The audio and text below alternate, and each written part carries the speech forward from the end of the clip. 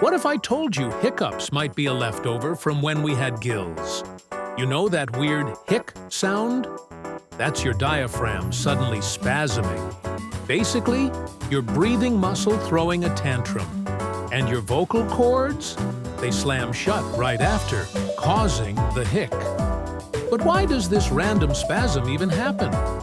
Sometimes it's triggered by eating too fast, laughing too hard, or sudden excitement.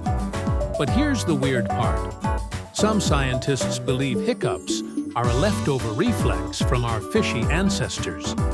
Yeah, like ancient gill-breathing days. So next time you hiccup mid-sentence, blame your ancient underwater roots.